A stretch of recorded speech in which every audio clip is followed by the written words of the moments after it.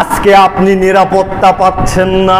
আপনি গিয়েছেন পীরের নিকটে সন্তান চাইতে, সন্তান পান না বিধে আজকে আপনি নিরাপত্তা পান না।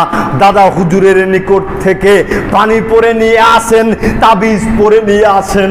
আপনি চিন্তা করেন তো আপনাকে কিভাবে সন্তান দেয়া হবে, আপনাকে কিভাবে নিরাপত্তা দেয়া হবে। আর এখানে শর্ত হচ্ছে আপনি আল্লাহর প্রতি একনিষ্ঠভাবে ঈমান আনয়ন করবেন।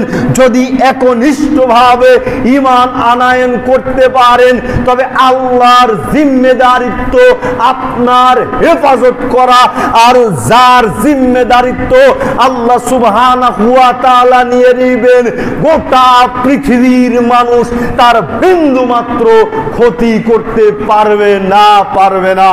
একবার চিন্তা করেন সেই ইব্রাহিম আলাইহিস সালাম কেমন ব্যক্তিত্ব ছিলেন, যাকে নিরাপত্তা আল্লাহ সুবহানাহু ওয়া তাআলা দিচ্ছেন। তিনি দ্ব্যর্থ কণ্ঠে বলে উঠলেন, আমি ভয় করি না, আমার নিরাপত্তা দিবেন নিজেই আল্লাহ সুবহানাহু ওয়া তাআলা। জোরে সরে বলুন সুবহানাল্লাহ। জ্ঞানীদের জন্য ইশারাই যথেষ্ট, জ্ঞানীদের জন্য ইশারাই যথেষ্ট। ইব্রাহিম আলাইহিস সালামের কথা একেবারে তার সম্প্রদায়ের লোকজন কোনোভাবেই মেনে নিতে পারলো না।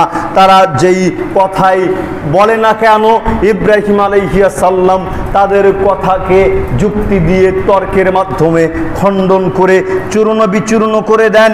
কিন্তু সেই সম্প্রদায়ের লোকজন তো ছিল অন্ধ মূর্তি পূজারী, অন্ধ অনুকরণীয় ব্যক্তিত্ব, যার কারণে ইব্রাহিম আলাইহিস সালামের কথা তাদের অন্তর পর্যন্ত পৌঁছালো না। তৎকালীন সময়ে তার পিতা সকলেই যুক্তি পরামর্শ করলো, একে তো যে কোনো মূল্যে ঠেকাতে হবে, এদেরকে তো যে কোনো মূল্যে ঠেকাতে হবে। ইব্রাহিম আলাইহিস সালাম দৃঢ় পরিকল্পনা করতেছিলেন, দৃঢ় চিন্তা করতেছিলেন, একটা ধামাকা করা দরকার, বিরাট একটা কাণ্ড করা দরকার, যেখানে মানুষ জমাইত হবে। সবার সামনে আমি তাওহীদের দাওয়াত দিব, আল্লাহ সুবহানাহু ওয়া তাআলার একত্রতা মানুষের সামনে প্রকাশ করব, আল্লাহর তাওহীদ জমিনের বুকে প্রতিষ্ঠিত করব। সেই সম্প্রদায়ের লোকজন ইব্রাহিম আলাইহিস সালামকে আক্রমণ করার চিন্তা করতেছিলেন, আর ইব্রাহিম আলাইহিস সালাম দাওয়াত দেওয়ার শখ কষতেছিলেন। বিরাট কাণ্ড করে কি করে বেশি মানুষের মধ্যে দাওয়াত দেয়া যায়। তাই তিনি মনে মনে চিন্তা করলেন, এই যে মূর্তিগুলো, এই মূর্তিগুলোকে তো এরা সবচাইতে বেশি সম্মান করে, এরা সবচাইতে বেশি পূজা করে।